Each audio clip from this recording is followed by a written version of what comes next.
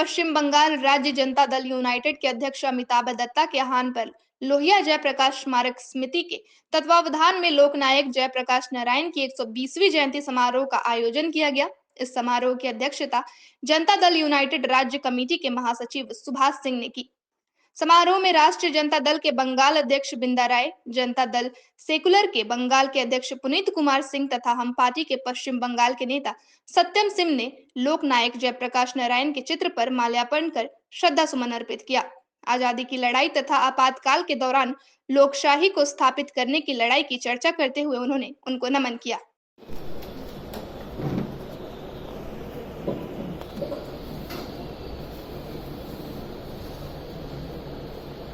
लोहिया जयप्रकाश स्मारक समिति के तत्वाधान में आज 11 अक्टूबर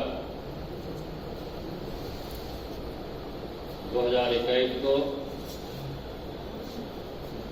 लोकनायक जयप्रकाश नारायण, जो भारत के स्वतंत्रता आंदोलन के जिन्हें क्रांति दूत कहा गया, सन 42 के क्रांति दूत जयप्रकाश नारायण जी का जन्म जयंती समारोह मनाने के लिए इकट्ठे हुए समाजवादी विचारधारा, समाजवादी सोच, लोकतांत्रिक व्यवस्था पर आस्था रखने वाले विभिन्न राजनीतिक दलों के नेतृवृंद,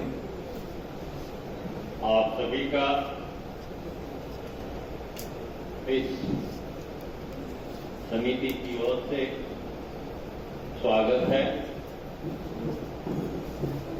बारी बारी से हम आग्रह और अपील करेंगे कि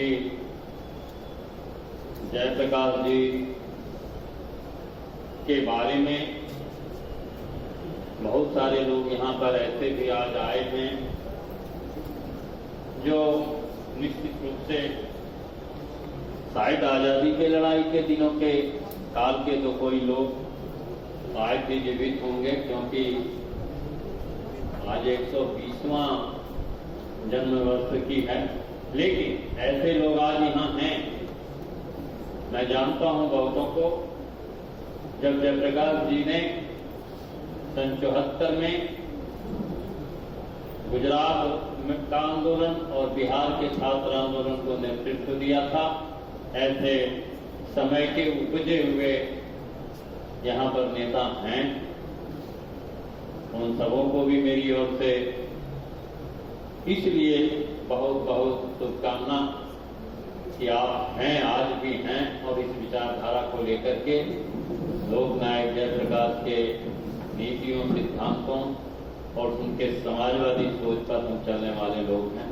हम छोटा सा परिचय देंगे। जयप्रकाश नारायण जी का जन्म छपरा और बलिया के बीच सिताब दियारा जगह में हुआ था। इनके पिताजी हर्षदयाल बाबू और माता फूलदेवी देवी थी। 1902 में 11 अक्टूबर को इनका जन्म वहाँ सिताब दियारा में हुआ था।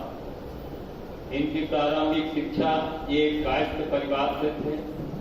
इनके पिताजी राज्य सरकार के उस जमाने के कैनाल विभाग में नौकरी करते थे, राज्य सरकार के ही कर्मचारी थे। अविभाजित बिहार था उस समय। इनकी शिक्षा दीक्षा,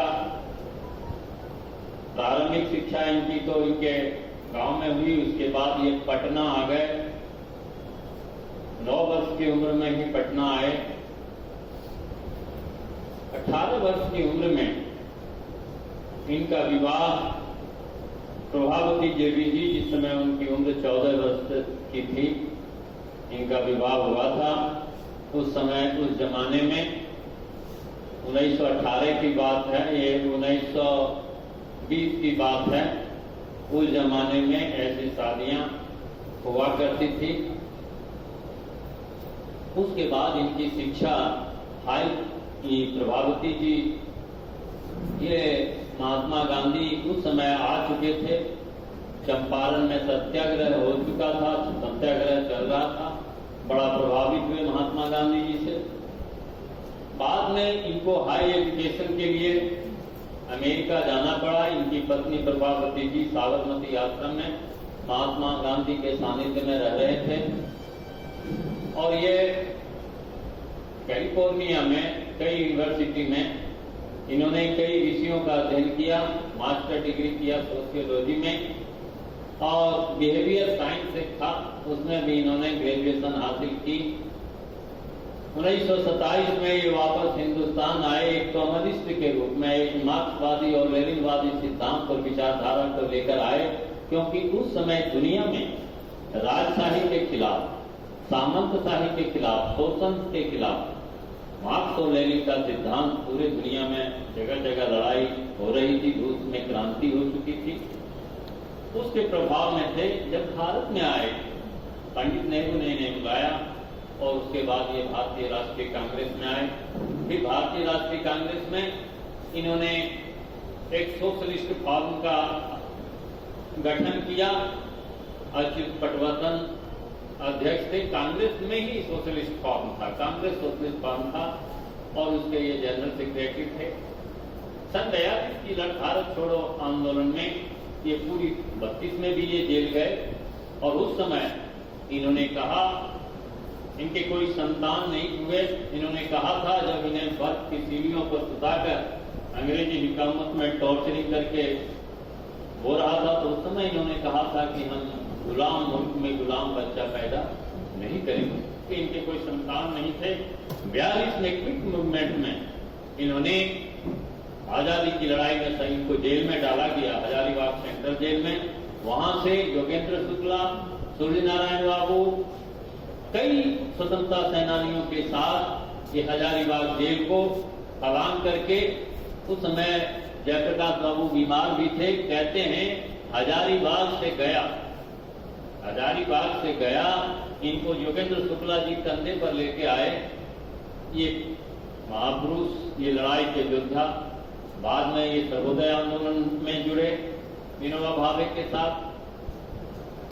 71, 72, 73 में फिर ये राजनीति में सक्रिय हुए। 74 में जब बिहार आंदोलन चल रहा था, ये सीधे भारत सरकार, इंदिरा गांधी और कांग्रेस की नीतियों के खिलाफ, भ्रष्टाचार के खिलाफ, बेरोजगारी के खिलाफ ये लड़ाई में छात्रों के साथ उतरे। हमें याद है, हम उस समय जमुई कॉलेज में फर्स्ट ईयर के छात्र थे, छात्र संघर्ष समिति में मैं भी था और वहां से एक लड़ाई इन्होंने शुरू की कि तानाशाही रहेगा कि लोकशाही रहेगा, सिंहासन खाली करो कि जनता आती है।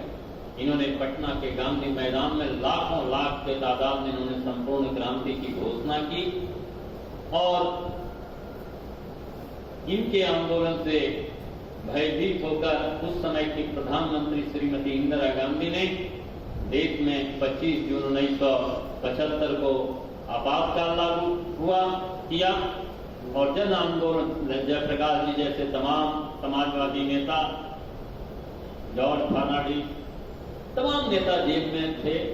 उसके बाद 77 में बाध्य होकर जनता के दबाव में इंदिरा गांधी को चुनाव कराना पड़ा। जनता पार्टी की सरकार बनी। 79 में 8 अक्टूबर को इनको किडनी की बीमारी थी और उस बीमारी में 8 अक्टूबर 79 को इनका निधन हो गया। 1999 में भारत सरकार ने इनको भारत रत्न से नवाजा। ये अपने जीवन काल में 1965 में ही मेघावे पुरस्कार से सम्मानित हो चुके थे। मैं संक्षेप में आपको एकदम संक्षेप में, इनका लंबा जाइएगा तो कई पृष्ठों में, कई घंटों में इनकी, इसलिए जयप्रकाश जी की जीवनी को मैंने रखा है। मैं आग्रह करूंगा कि जयप्रकाश जी के जीवनी पर अगले वक्ता के रूप में जो राष्ट्रीय जनता दल के अध्यक्ष हैं बंगाल प्रांत के, वृंदा राय जी से आग्रह करूंगा कि वो अपनी बात रखें।